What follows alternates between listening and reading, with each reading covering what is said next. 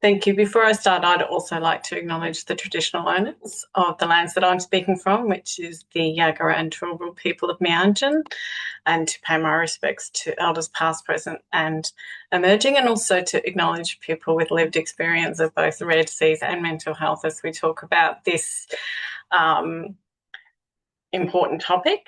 Um, so and obviously, as Emma's acknowledged, is particularly important in the current environment. We're really aware that things can be quite difficult for people. So hopefully the course that's been prepared will give people working in the space some practical tips around how they can support the mental health and wellbeing of people living with a rare disease. So a little bit about Rare Voices Australia. Emma's already said some of it, so I'll race through this. It's the national peak body for Australians living with a rare disease. As part of that, Rare Voices led the collaborative development of the National Strategic Action Plan for Rare Diseases. And so our focus is on policy and system change to address the common challenges of people living with rare diseases. And we work in partnership with more than 100 rare disease organisations, with researchers, with clinicians, with government and industry in a truly multi-stakeholder way to try and address these challenges. And mental health is a big one and something I do feel is a really important thing. So most of you will be aware of these stats, but it's always good to just drop them in and remind people, firstly, that sometimes people working particularly in maybe primary care or in more general practices may think that rare diseases is not something that's of significant importance, but actually nearly 2 million Australians live with a rare disease because there are so many rare diseases. So while individually they're very rare, collectively there's a lot of people, nearly the same amount of people as have diabetes. So if you just think about the focus that diabetes gets, one of the objectives is to make sure that rare diseases gets the same focus. And what this means is that about 10%, between 8 to 10% of most general practices will be people who are living with a rare disease. When we talk about people living with a rare disease at Rare Voices Australia, we also mean the family and loved ones and people who support people living with rare disease. And one of the things that the research around rare disease and mental health tells us is that the diagnosis of a rare disease doesn't just have impact for the person who's receiving the diagnosis, it has an impact on everyone around them, the parents, siblings, carers, other supporters. Because about 80% of rare diseases are genetic in origin, they affect children quite significantly.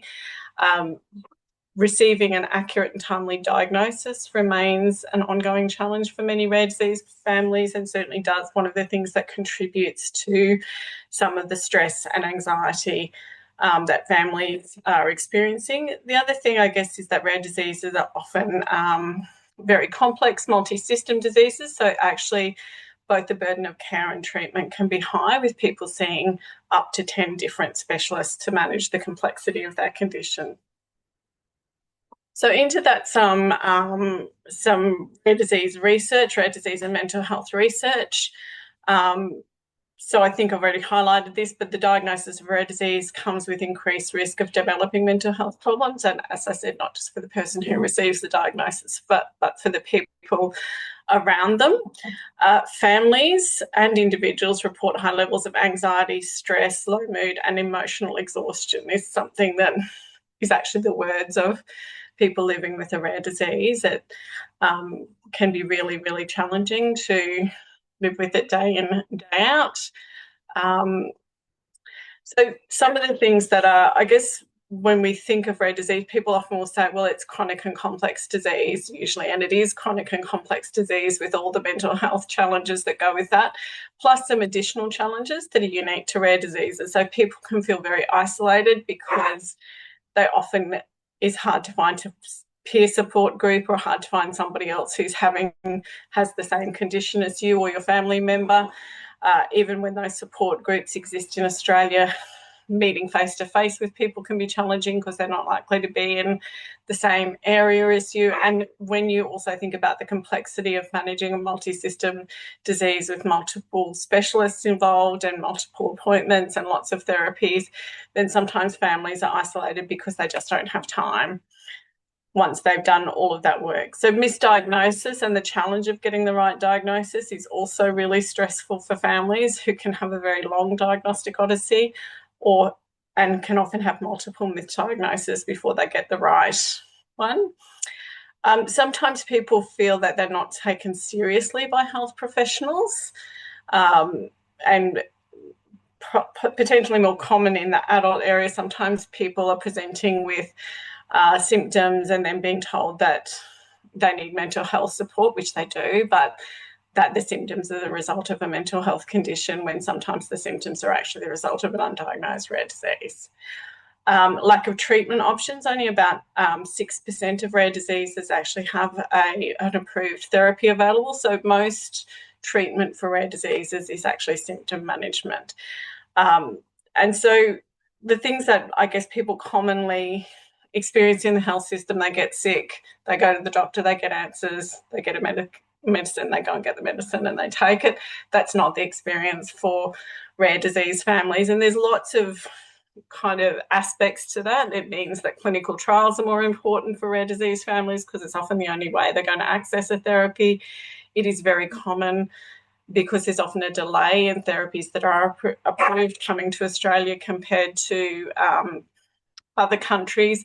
People will often be aware that there's a treatment available overseas that could benefit them that they can't access. So all of these things can add to the stress.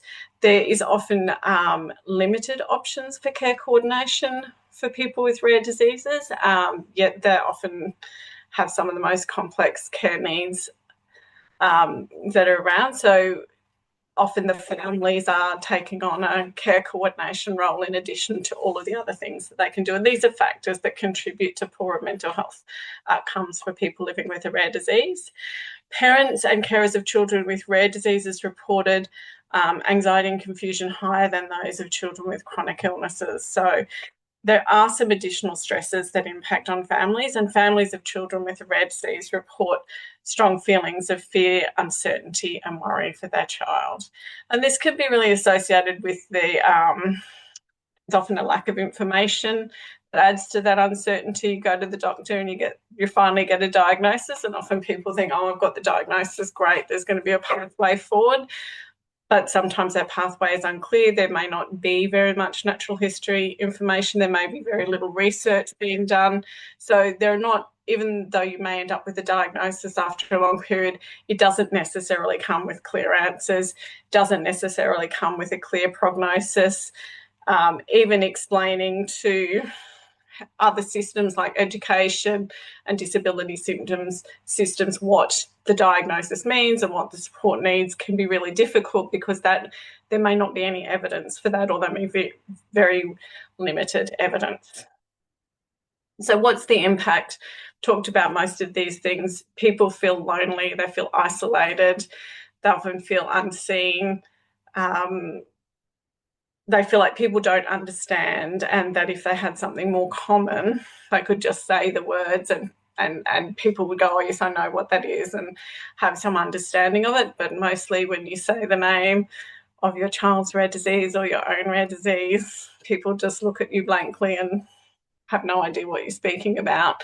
And so you're always explaining yourself, and that can get wearing on top of everything else. People talk about prolonged grief and stress because it doesn't stop. You get a common trajectory is, I know something's wrong with my child, I'm going looking for answers, I'm sometimes getting dismissed, I get lots of tests with no answers, I go down quite a lot of blind alleys. Then I finally get an answer, and then I find out, well, there's no treatment, there's no research, there's no one doing any research, there's no support group in Australia, there's no one I can reach out to. So there's those anticipatory griefs and those secondary griefs as maybe the prognosis becomes clearer, maybe you thought you understood it, and then more research comes and you're dealing with a new kind of grief because you have a newer understanding. So these are all things that families are experiencing, dealing with all the time. And then there's a really often high burden of care and treatment that's associated. Pip, can you please stop? That's my dog, everyone, if you're wondering that strange noise in the background. I wish one of the children would come and help me with it, but probably not. So because that rare diseases are complex, often there's a really high burden of care and treatment, and people are going to multiple therapy appointments, multiple specialist appointments, or doing multiple daily activities to manage the condition. And then they feel that they don't have time for other things. They don't have time for things that maybe would support them, whether that's that social connection that can be supportive, whether that activities that are self-care that could be supportive, even things like when we were doing the work doing the co-design work with our stakeholder reference group around preparing some of these mental health resources, people talked about sometimes being aware that they needed mental health support, but they couldn't work out where they would fit it into their day. They just were like, well, where would I have time to go and see a psychologist or a psychiatrist myself, because the day's already booked up with appointments and care activities. So there are multiple barriers. So for the last few years, as Emma said, in partnership with UNSW and also with the Rare Care Centre in Perth, we've been working on developing rare disease resources, mental health resources. And this year, in the last 6 months, Rare Voices Australia and UNSW have collaborated to provide a short course called Insights for Health Professionals Supporting the Mental Health and Wellbeing of People Living with a Rare Disease. And so this course is now available. The links are in the chat. In order to access it, you do need to register for RVA's online education source. But a little bit about the resource. Firstly, it's focused on lived experience case studies. So because the mental health resources that are flagged in this resource were co-designed with the stakeholder reference group of people living with a rare disease, one of the things that was very important to them is that the lived experience voice was front and centre in everything we did. And what they asked us to do was to develop case studies that really highlighted the different experiences. So this resource uses 5 different case studies that have been developed as a result of interviews with 11 people, in-depth interviews with 11 people living with a rare disease.